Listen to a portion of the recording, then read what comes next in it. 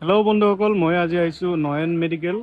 তো আজি আমি আহিছোঁ ডক্টৰ MD আজিজুল ইছলামৰ চেম্বাৰত। চাওঁ পেচেণ্ট চাই আছে নেকি এইজন। আপুনি পেচেণ্টৰ কিবা হয় নেকি?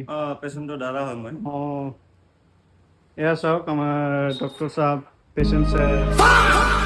এয়া পেচেণ্ট। তো ছাৰে চাই আছে। তো ছাৰ, মই সুধিম পেচেণ্টজনৰ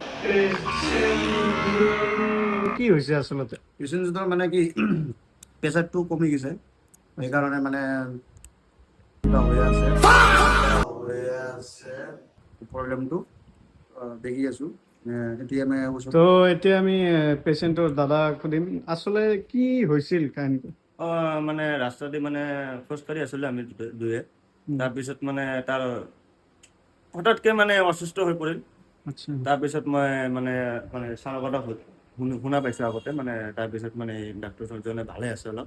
নহয় আমাৰ আজিজুল ছাৰ আচলতে ইয়াৰ নামনি অসমত আটাইতকৈ ভাল ডক্তৰ। তো এয়া পেচেণ্টক একো নকওঁ বাৰু, গা বেয়া লাগিছে চাগে। তো ছাৰে কিবা ঔষধ দিব। মোৰ নাম আজিজুল ইছলাম, ডক্টৰ আজিজুল ইছলাম। মই MD হয়। আহিলে আপুনি লগ কৰিব নয়ন মেডিকেলত। আপুনি ফুল এড্ৰেছটো দিবনে? নয়ন মেডিকেল কোনখিনি জেগাত? কৃষ্ণনগৰত। কেইটাৰ পৰা কেইটালৈকে বহে? 4টা পৰা। মানে আবেলি 4টা বজাৰ পৰা ৰাতি কেইটালৈকে? 10টা। আচ্ছা, ডেইলি নে সপ্তাহত? 3 দিন। 3 দিন। কোনটো বাৰ? ৰবিবাৰ, বুধবাৰ, বৃহস্পতিবাৰ আৰু শনিবাৰ। 4 দিন হয়। 4 দিন হয়।